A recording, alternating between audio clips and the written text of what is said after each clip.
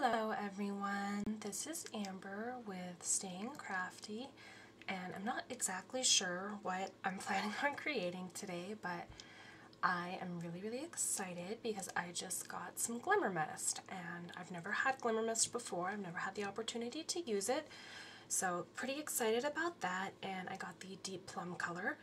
I just figured I've been using a lot of dark purples in my projects lately, and purple's my favorite color, so I thought that would be a good one to start with. I have the Martha Stewart Pansy Around the Page set, which is pretty new. I got it a month or so ago, so I'm going to use this and Glimmer Mist when I'm done. So I have a piece of paper here, cardstock from Stampin' Up!, and I cut it at 3 1/4 by 5 inches. And when you get the Martha Stewart Punch Around the Page punches, you get this little sheet that tells you the different sizes you can use if you want to punch around an entire sheet. So you can use any combination of the sizes. So that's how I determined what sizes I was going to punch. So I'm going to start with my corner punch. Now, the first time I used this, I didn't fold these little wings out. The wings on the bigger punch were very obvious to me, but for some reason I didn't realize they were on the small corner punch, and I messed up my alignment by not knowing that. So you want to make sure and fold out your wings, and then you'll be able to nestle your paper inside properly. So I'm just going to punch this real quick.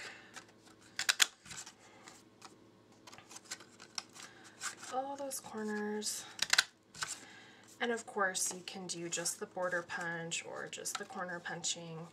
I just happen to really like the punch around the page, especially for these pansies, and I also think it's really good practice. But even just these corners here look really nice. If you were going to leave just the corners, you might trim a little of this down or something, but very cute. So now I fold out the edges of this punch. Now I need to line it up. I'm going to try to show you as best I can, but it's kind of difficult. Now these over here are for the border punch itself. This is for the corner punch.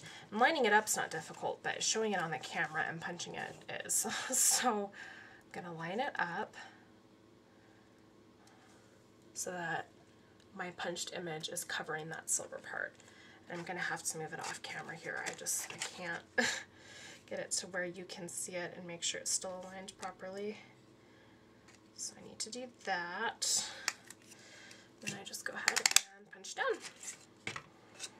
And then to line up this, I'm going to nestle this in here so I can see. On this side I have the corner punch. So on this side I'm lining this up, and on this side I can line up the border punch. So on the longer piece here I have two things to line up, which sounds like it would be more work, but it's actually nice because I can get the paper even more precise. Okay, so let's have that nice there. And then for the little bitty sides, I'm going to be lining up both sides from the corner punch. I just need one punch to complete this.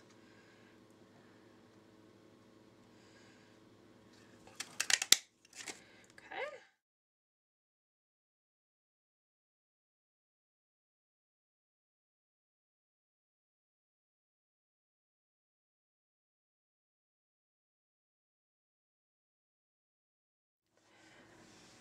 Okay, so here I just have a box, and I've cut the front flaps here off of it and the top.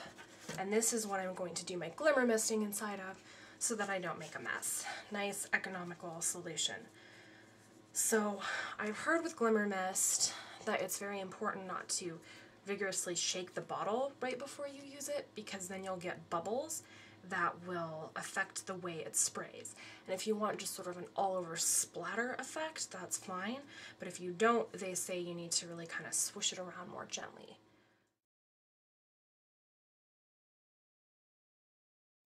can see. So I've got some Versamark. I've got this stamp from Stampin' Up. It's from the Always set. I'm going to ink it up.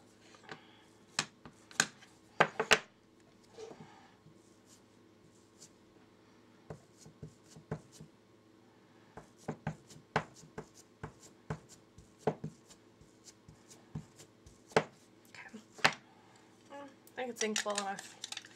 I suppose we'll find out.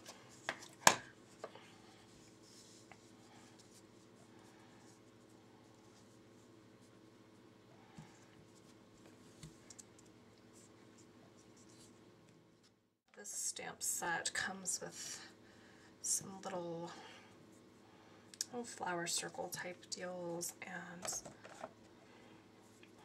it's bigger flower here.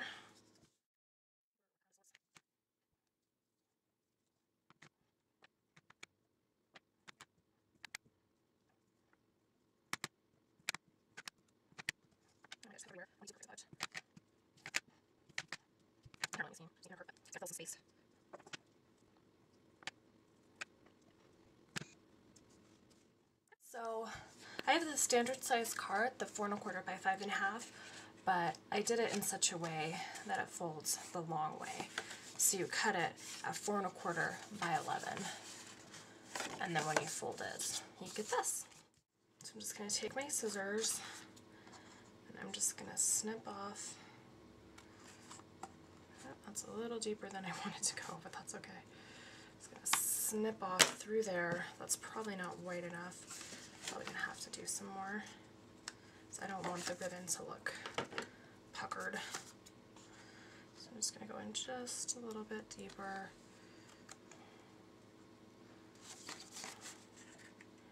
Trying to get this to look even. I'm butchering it a little bit here, but that's okay.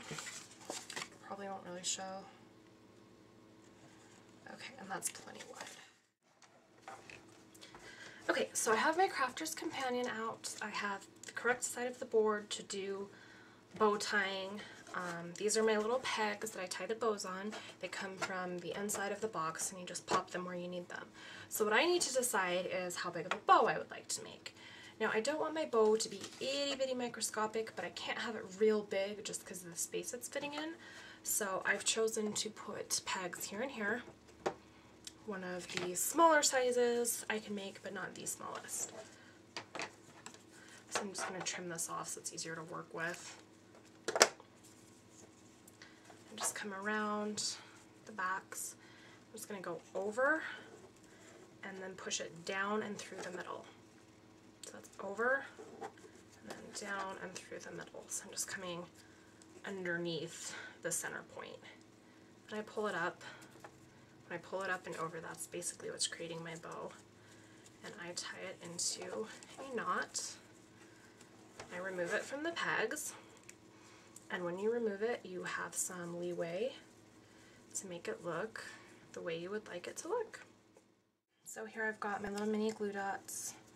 I'm just gonna put one right in the center of the bow. Actually gonna put a couple just to be extra secure, and I'm going to place it directly over the seam.